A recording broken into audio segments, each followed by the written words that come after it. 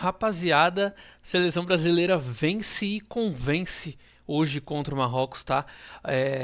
Eu acredito que foi o melhor jogo do Brasil dos últimos tempos. Tirando jogos contra seleções mais fracas como o Panamá antes de começar a Copa, acredito que foi um dos melhores jogos da seleção brasileira nos últimos tempos, do ciclo do Ancelotti até aqui, né? Ele teve pouco tempo para trabalhar com a seleção, mas pelo que eu vejo foi um Brasil muito mais dinâmico, muito mais preparado para o adversário que iria enfrentar.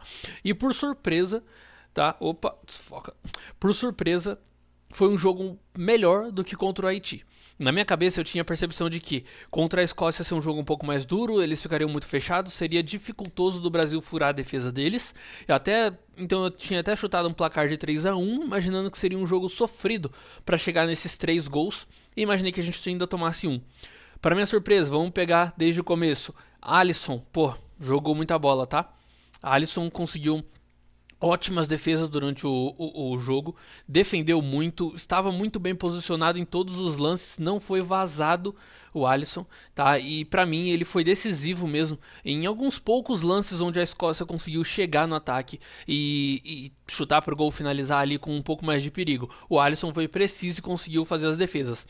A nossa zaga estava muito bem postada hoje, tá? Eu acredito ali que Marquinhos e Gabriel Magalhães foram muito bem. O Gabriel Magalhães com um pouco mais de destaque, o Marquinhos um pouco mais apagado, mas também o jogo não exigiu tanto da zaga, né? Então foi algo que foi positivo, tá? Agora, nossos laterais, Danilo e Douglas, cara, eu até travei aqui no que eu ia falar, porque o Douglas, assim, pra mim ele foi um. Estão chamando ele na Casa TV de o jogador correto. Pra mim ele foi absurdo, tá? Absurdo, jogou muita bola, muito inteligente, muito calmo, muito tranquilo. Cara, foi sucinto no jogo, foi simples. Foi simples, a bola vinha, ele roubava a bola, fazia o desarme, tocava a bola fácil, saía jogando. Ajudou. Ajudou na defesa principalmente, ajudou a começar a construir a jogada para o time começar a voltar até a posse de bola quando a gente perdia, né? Então, para mim, ele foi um dos melhores em campo hoje, tá? No meio de campo a gente teve, pô, Casemiro. Não comprometeu, mas eu ainda achei ele mais abaixo. Achei o Casemiro sim mais abaixo, achei ele errando passes muito simples, com o pé descalibrado. E aí não dá. Você tá no terceiro jogo da Copa do Mundo, com o pé descalibrado, dando a impressão de que você tá desatento, aí não tem como. Tá? Então eu acho que o Casemiro ele poderia até perder espaço pro Fabinho, tá? Porque que entrou muito bem, entrou jogando muita bola. Só que ainda assim ele traz uma segurança por estar ali. Ele não foi de todo ruim, ele conseguiu defensivamente fazer um bom jogo, tá bom? E aí, pô, Bruno Guimarães, vamos pro Bruno Guimarães aqui, cara. Pra mim jogou muita bola também, um dos melhores em campo. Assistência pro gol do Matheus Cunha, muito inteligente, muito calmo para dar aquela assistência, porque ele pega a bola na frente da grande área e ele espera, ele corta, ele vê o Matheus Cunha passando e ele toca. Quando ele toca, o Matheus simplesmente bate com um bom ângulo e marca o gol, tá? Então pra mim muito inteligente, um dos melhores em campo também. Paquetá, na minha visão, mais abaixo. Fez um jogo apagado, sim. Errou alguns passes, teve algumas tentativas de outros passes que são tentativas válidas, apesar de ter errado, então não critico ele por isso. Vocês sabem aqui, né, no primeiro vídeo do canal eu critiquei bastante ele, não acho que ele acabe jogando tanta bola assim para ser titular absoluto, mas eu confesso que no jogo contra o Haiti ele fez por merecer essa titularidade nesse jogo contra a Escócia. Tá? Mas durante o jogo de hoje contra a Escócia, nós não fomos bem, tá? Então, nós não fomos bem, olha eu me distraindo aqui, o Paquetá não foi bem e nós passamos assim, eu e alguns amigos, um grupo de amigos criticar ele, alguns outros defender, não, o jogo, né, não exigiu tanto dele, tal, beleza. Acho que ele poderia ter sido um pouco melhor em algumas ações dele, de infiltração mesmo de jogadas para enfiar a bola pro Vini Júnior, né, na frente, assim como ele fez no jogo contra o Haiti. Cara, quando a gente vai pro ataque, a gente começa com Matheus Cunha, Vini Júnior e Ryan. Os três, pra mim, muito bem em campo. Mas vamos começar com o Matheus Cunha. Recebeu a assistência do Bruno Guimarães e marcou um belo gol. Preciso, estava no lugar certo e na hora certa. Fez a passagem correta por trás do Bruno Guimarães para receber esse passe num ângulo aberto, tirando do zagueiro do goleiro para fazer o gol. Muito positivo. Além disso, defensivamente foi bem. Defensivamente que eu falo, ele não voltou tanto até a zaga porque também não foi tão exigido pela Escócia isso, mas ele foi muito preciso nos lances dele, desarmes ali pelo meio campo, nos passes que ele dava, tá? Nas jogadas que ele limpava ali pra roubar a bola e conseguir encontrar um passe pra desafogar ali no meio, foi muito bem. Ryan, gostei do jogo dele, tá muito positivo, tá? Assim, nota 8. 8 por quê? Porque ele precisa de mais segurança, ele precisa ter aquela confiança que ele tem, que ele geralmente tem pra bater no gol, pra, pô, limpar um zagueiro, bater chapado, bater no ângulo, o que for, bater na gaveta, mas ele precisa ter mais confiança pra isso, tá? Ele teve uma bola ali que ele tira do zagueiro, a bola vem no alto, ele, pô, domina aqui, passa pelo zagueiro quase como um chapéu, lance lindo, só ele e o goleiro, e ele acaba chutando em cima do goleiro.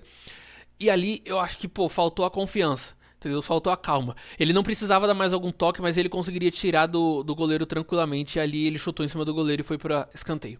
E aí a gente vem agora pro melhor da partida, tá? Vini Júnior jogou demais, jogou muita bola. Eu não esperava tudo isso do Vini na Copa.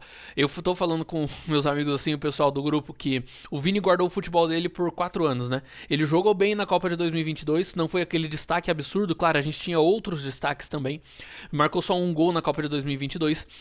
E aí o Vini chega e marca 4 gols nos 3 primeiros jogos da Copa do Mundo, jogando muita bola. Ele participou ativamente da vitória do Brasil contra o Haiti, contra a Escócia hoje, e marcou o gol de empate no primeiro jogo contra o Marrocos. Está sendo fundamental para a seleção brasileira, tá? Não esperava isso antes da Copa começar. No jogo contra o Marrocos ele já começou a demonstrar um futebol melhor, e aí eu dei o braço a torcer, vamos ver o que o Vini tem para entregar, e ele está entregando demais. De fato, né, falaram que o Vini ganhou a confiança do Ancelotti. É o cara do Ancelotti para essa seleção de agora. No começo, quando eu vi isso, fiquei meio preocupado. Falei, pô, mas o Vini que eu conheço de 4 anos jogando mal, eliminatórias, Copa América, não conseguindo desempenhar o mesmo futebol do Real Madrid. Mas o Vini tá jogando muito. Tá jogando muito e tem que ser valorizado. Tá sendo o cara dessa seleção. Tá? Então tem que continuar Vini Júnior titular absoluto.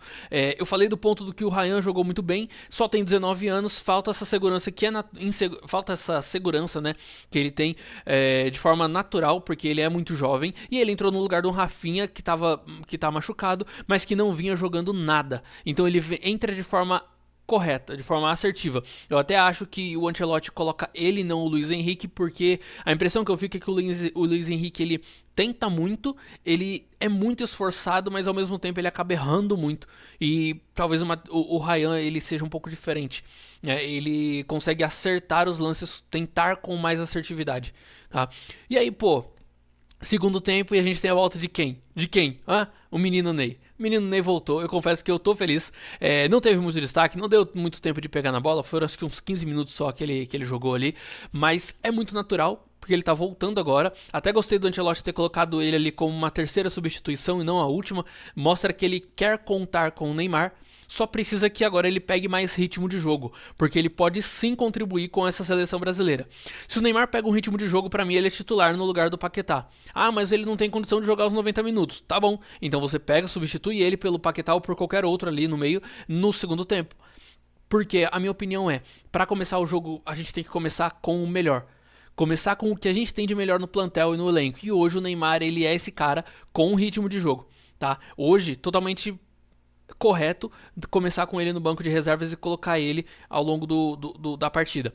Na próxima fase, como já é mata-mata, talvez também seja melhor começar com ele no banco, mas dar mais minutos para ele no segundo tempo.